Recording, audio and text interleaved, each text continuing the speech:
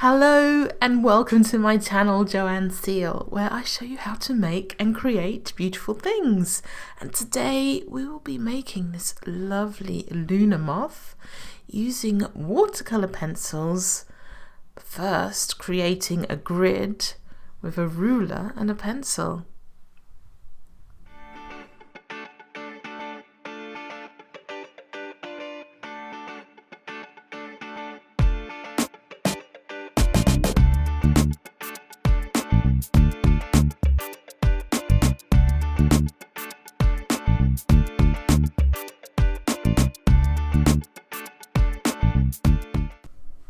So take an A4 sheet of paper, of watercolor paper, and make a line about 2 centimeters from the top.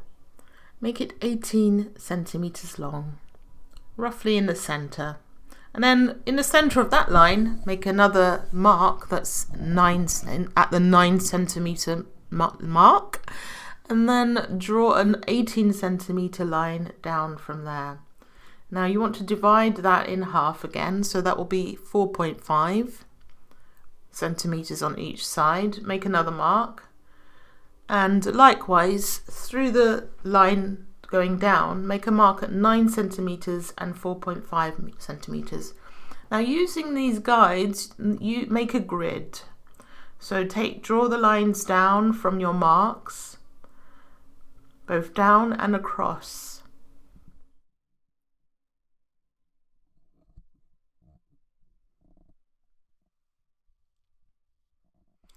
So these are the across lines, and now there's a grid. And we'll use this to make our moth shape or butterfly shape. This moth looks a bit like a butterfly. So going through the center mark, make a smile, like a smile line, a line that basically looks like a mouth smiling. Just one line. I make lots of lines because then I choose the best one. I rub out the ones I don't like. So I'm going to use a deeper smile. And now make a sort of rounded V shape for the body. Going down, it can go slightly below the mark that we've made. That's the mark that's 4.5 centimeters down. And now making the edge of the upper wing, make a curve with the wingtip sort of peeping out a bit at the side, and then from the body you can make a sort of U shape where the bottom of the U comes to that 4.5 centimeter mark, that line down, and do the same on the other side. So make your U shape, which goes, the bottom of it goes through, actually I'm doing the wingtip now, so making this shape with the wingtip coming out slightly at the side, and I make a bit of an S curve, so it goes in slightly and then out again, with the bottom of that U shape going through that 4.5 centimeter line at the bottom. That sort of S shape gives the wings a bit of it gives a wing tip. So I'm just making that S shape on the other side. It wasn't as pronounced on that side, and reinforcing the lines a bit.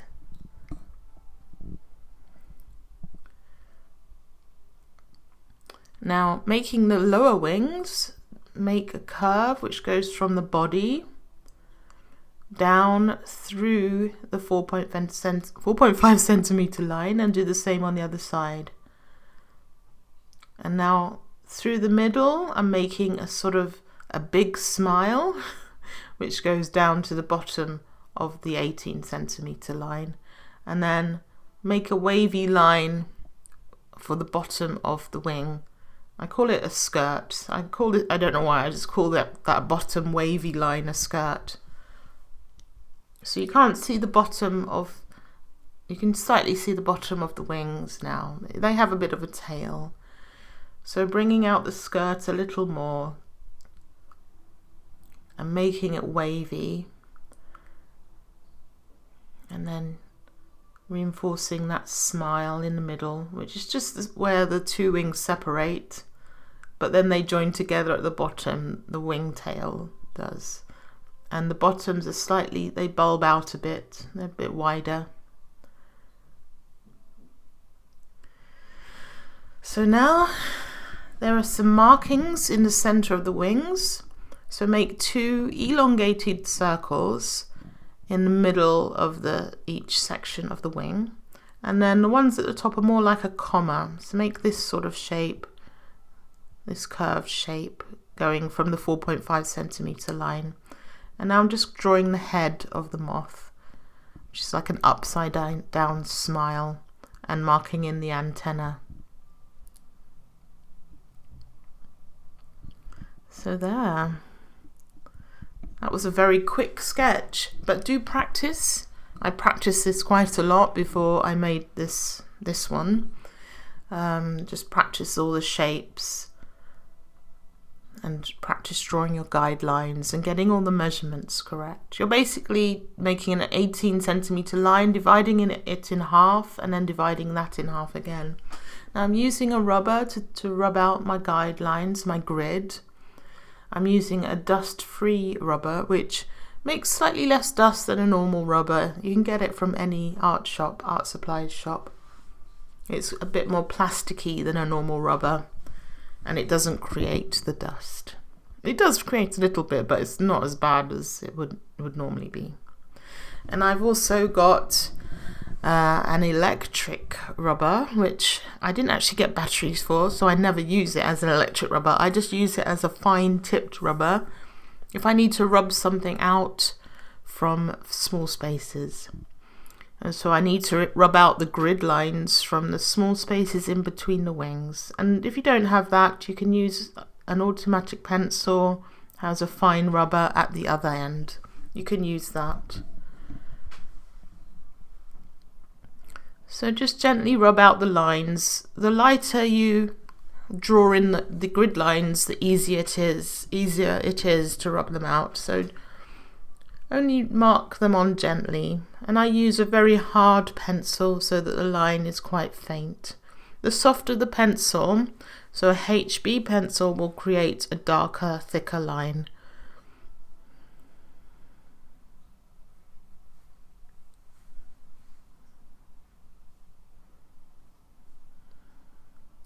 So just rubbing out all the grid lines. I mean, some will stay. You won't be able to get rid of all of them. And some people actually like that because it gives a sort of diagram effect if the grid lines are there. It makes it look a bit more sort of designed, or sort of like a scientific drawing sometimes with the grids on. And some people like that style.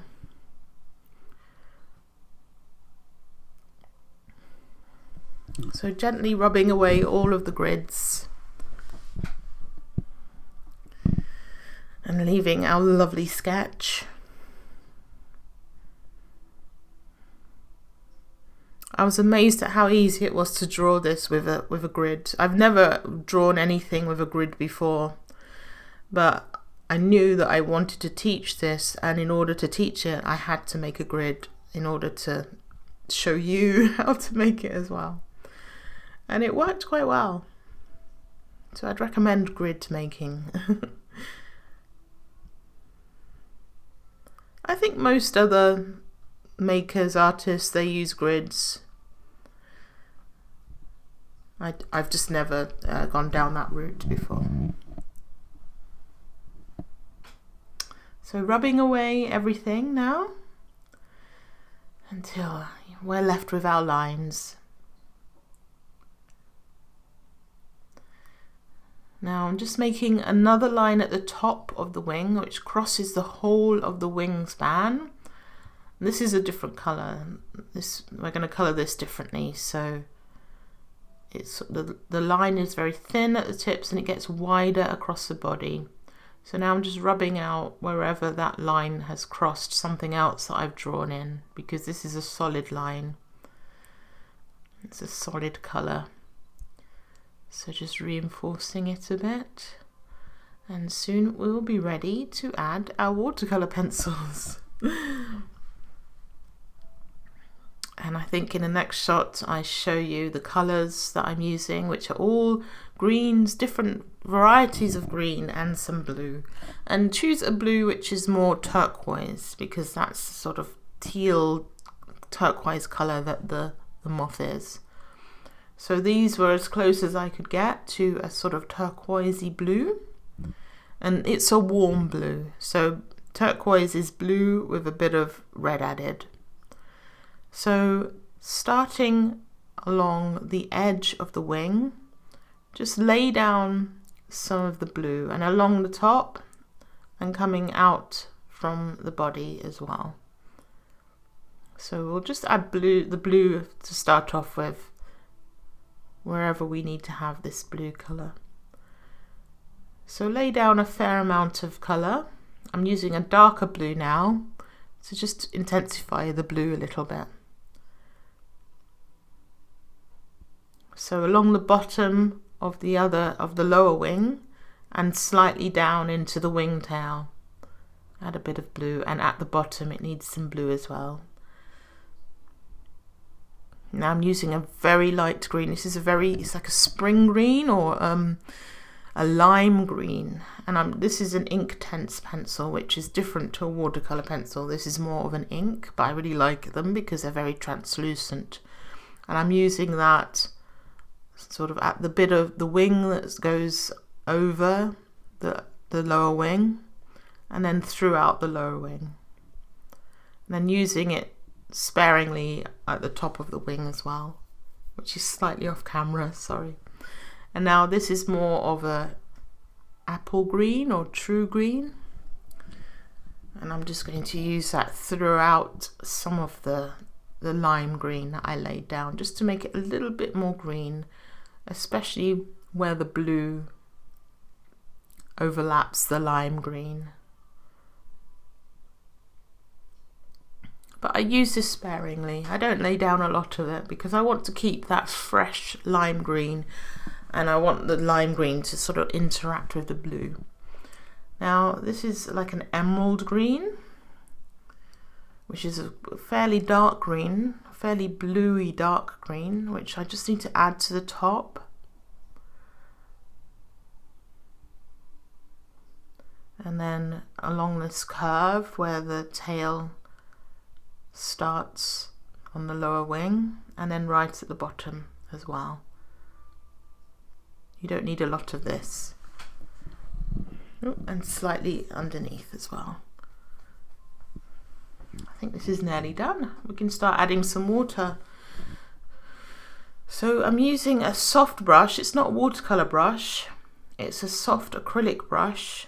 Sometimes using a watercolor brush on watercolor pencil, it actually lifts the colour because it sort of soaks up the colour from the paper.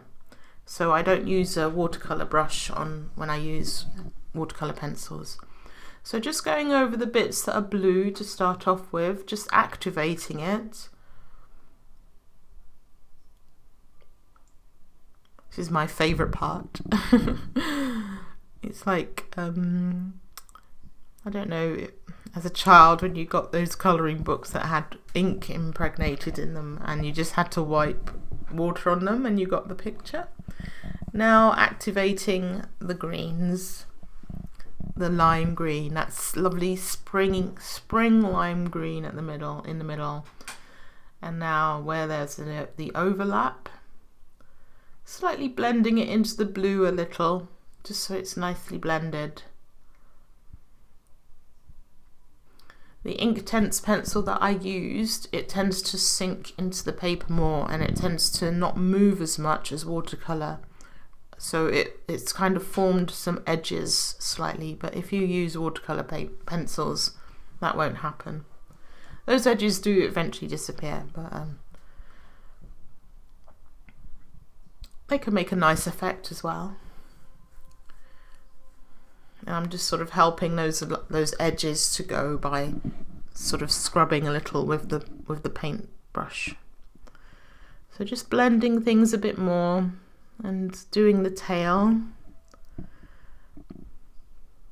Working with watercolour is so lovely, isn't it? It's just so, I love it. It's like instant gratification because it blends itself. Acrylic paint, you have to spend a lot of time blending to get a nice effect, but watercolours, they blend so well. It's so lovely.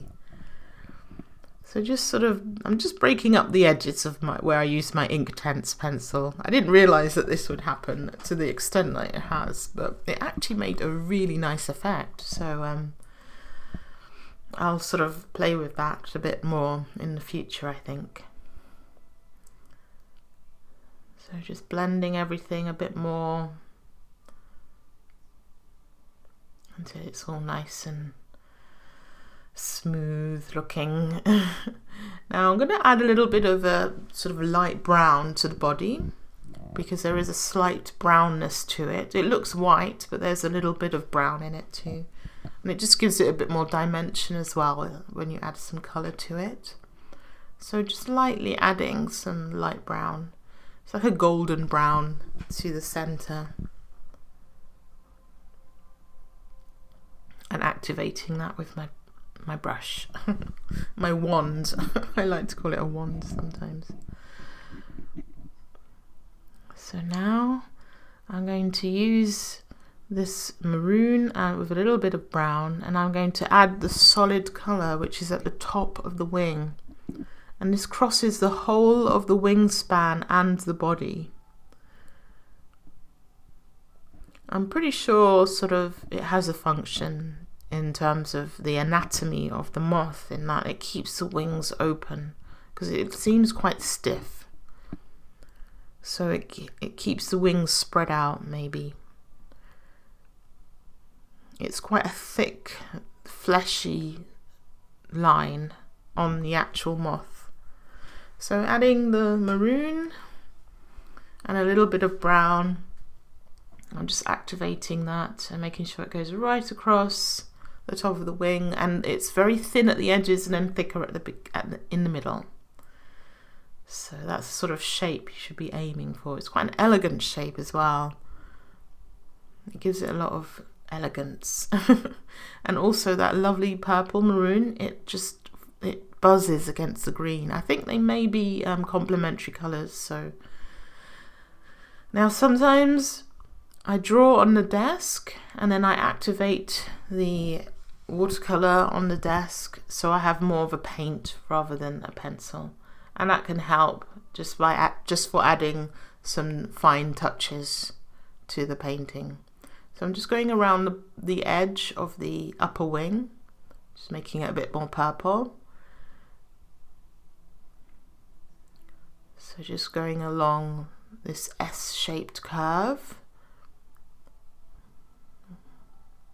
with the activated watercolor pencil. It only needs to be thin, but we'll blend it a bit so that it's not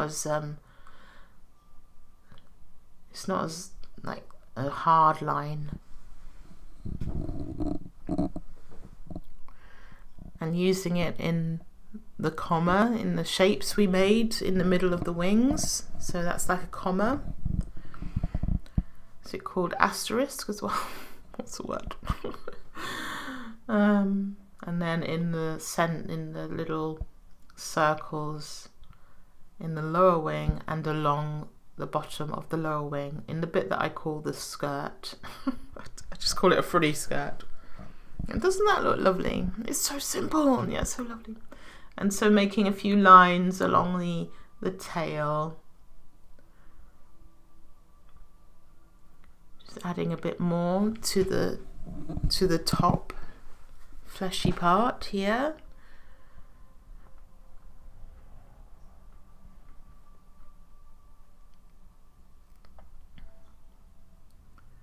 So take your time making sure it's quite thin at the edges.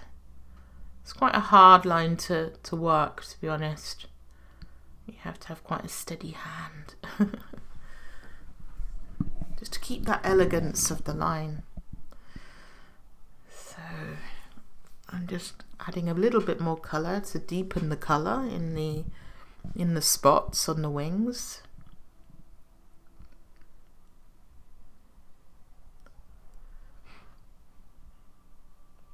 I'm thinking about the painting. I stopped. Maybe just thinking about the colours that it needs to be.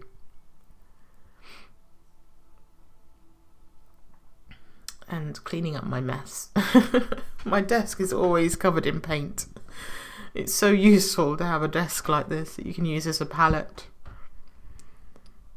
It doesn't seem to stain either. It seems to be okay. So I'm just making a bit of a blue and a green mixture just to reinforce the line of the upper wing, which is, I think it's actually over the lower wing.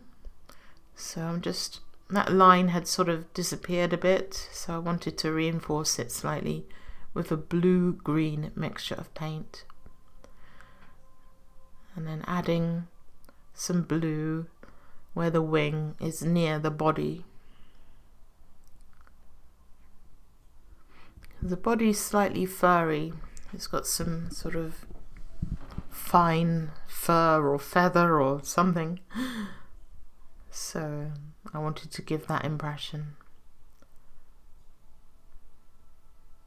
by using a bit of a feathered brush stroke.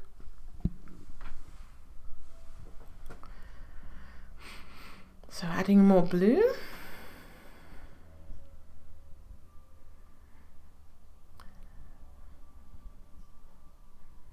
This moth is really more blue than it is green. It's very hard to get this exact blue that it is.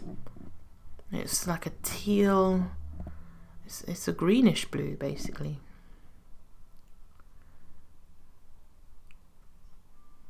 So just breaking up the lines a bit.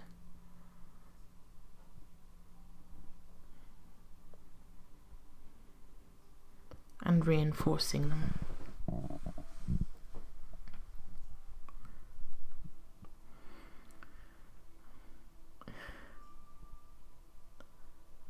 I'm using water to break up the lines in the middle of the body because there was a bit of a hard edge there and it does need to look a bit more feathered.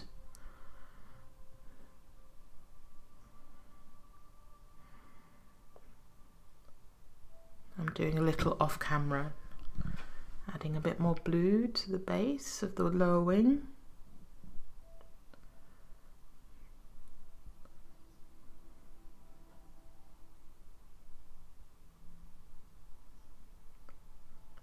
I'm just adding colour where I feel it needs it.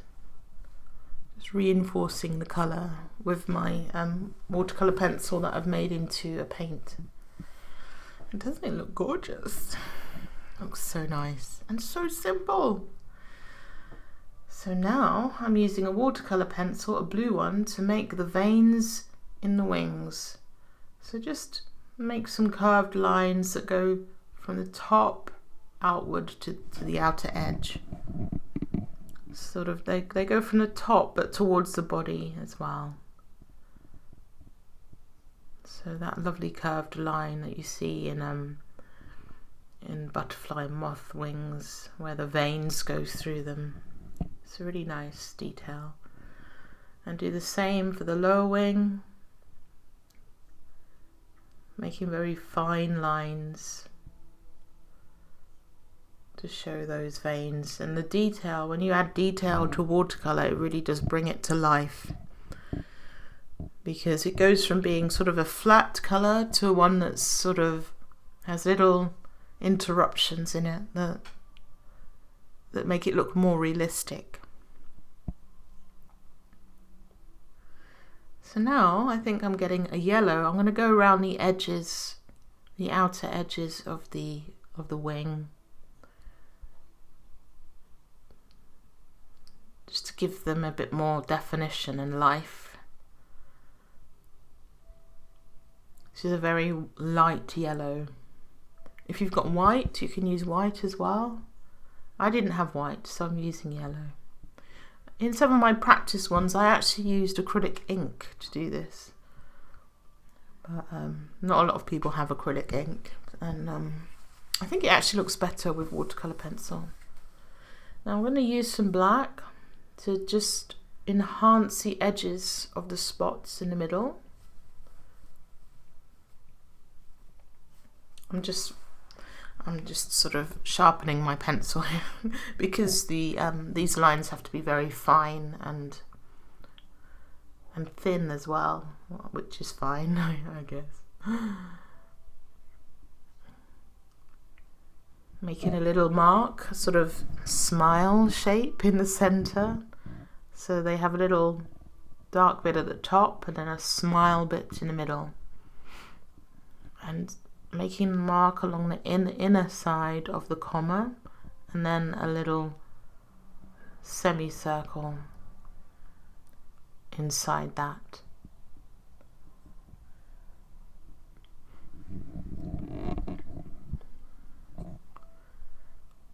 Just using a watercolor pencil, black watercolor pencil. Now I'm also making a shadow underneath this fleshy maroon bit at the top, so using black to give it some dimension. So just marking that in, and now I'll use a very fine brush to activate it with a little bit of water, not a lot of water. So it just blends it in slightly, so it's doesn't look so much like a line, it looks more like a paint.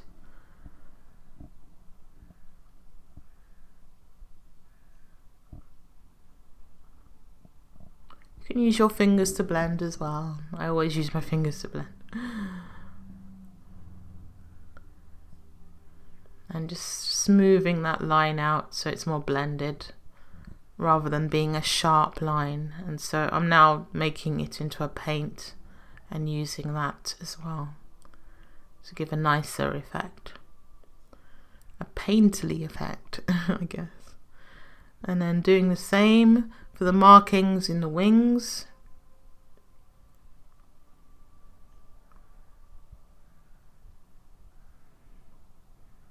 Just going around the edges with the black, just to reinforce them so they stand out a bit.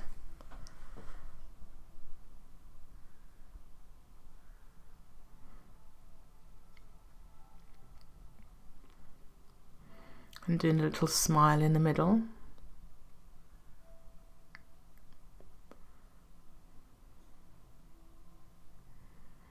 And now I'm putting in the head, the tip of the body and the little head bit and the antennae.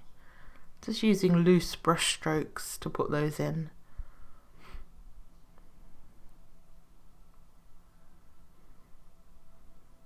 Wiping up my desk palette. So now that's pretty much done. Just adding a bit of the body colour to the golden brown to the body and the head that we've just drawn in. And I'm just going to activate the watercolor pencil so it's nice and smooth. And I think I take out some of the colour as well because I wanted it to look a bit more white as well. So just using a cloth, or using the brush initially and then a cloth to dab out some of the colour. Some will remain. My glasses on camera there. I don't know why I'm not wearing them, but I think I've got another pair on, that's why. And I'm just using some water to break up these maroon lines a bit because they're a little bit too sharp. I think it's done. So there's your Luna Moth. I hope you've enjoyed making it.